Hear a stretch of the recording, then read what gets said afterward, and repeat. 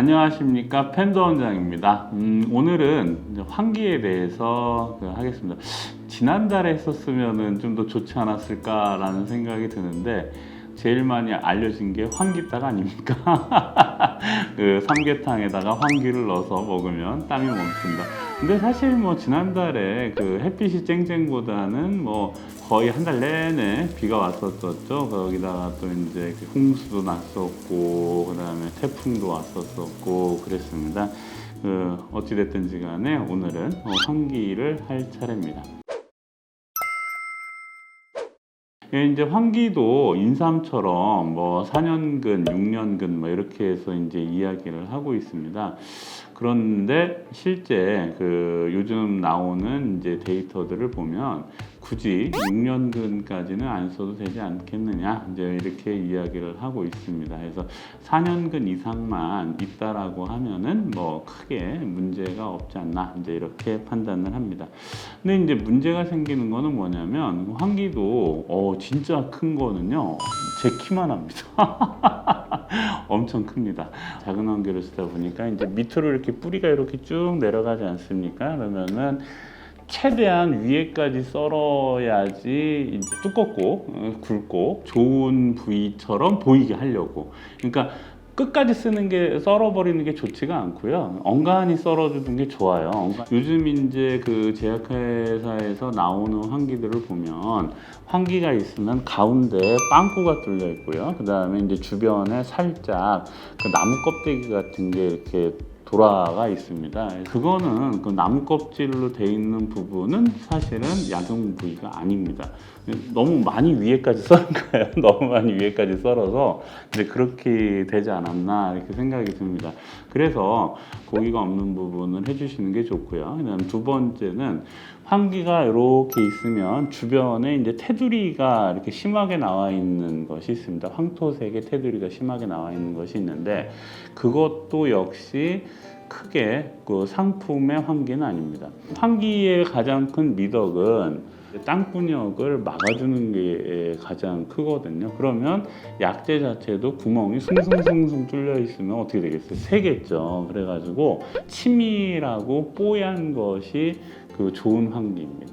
만약에 억지로 막 그 6년근 환기를 샀는데 가운데가 빵꾸가 뚫려 있고 막 그 옆에 목질부도 있고 테두리도 이제 뽀얀 색이 아니고 뭐 황토색으로 이제 한 껍질 안에 이제 속에 테두리도 있다라고 하면은 그것은 상품이 아닙니다. 그러니까 크고 굵다라고 해서 그 상품이 아니고 안에가 치밀하고 단단한 것이 이제 상품이거든요. 우리 원장 선생님들이나 아니면은 일반 국민들이 환기를 고르실 때 그렇게 해서 고르시는 방법이 제일 좋은 방법입니다.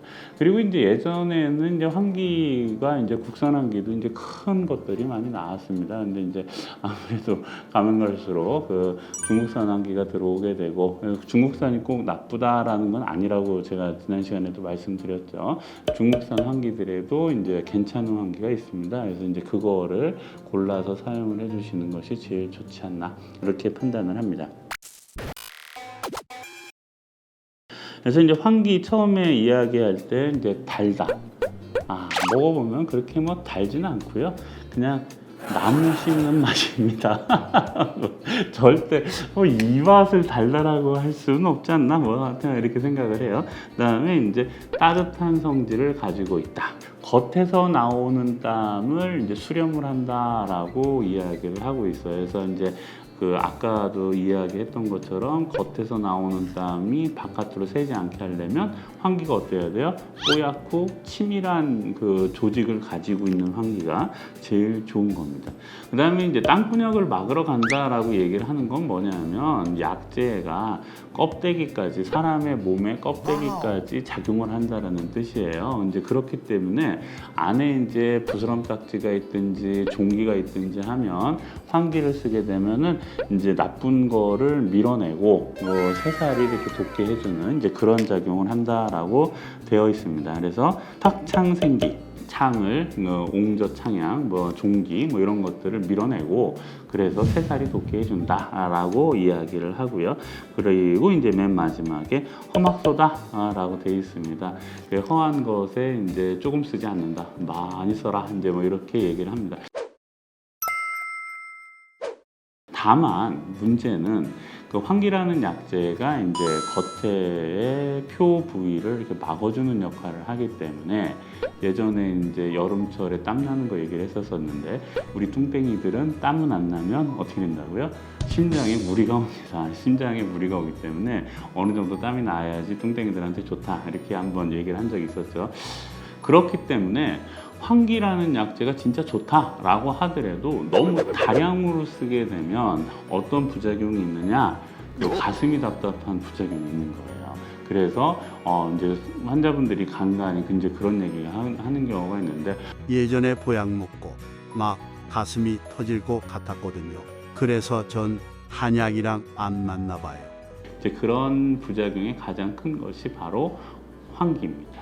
그래서 환기를 이제 적정한 분량을 써줘야 되는데 너무 과하게 썼다든지 아니면은 앞에서 이야기했던 대로 심장에 화가 너무 많은 사람한테 환기로 막아버렸다든지 하게 되면 가슴이 답답한 것이 아니라 가슴이 터질 것 같은 이제 그런 부작용이 나타나거든요. 그때는 그러면은 어떻게 치료를 하겠습니까? 땀을 내주면 돼요.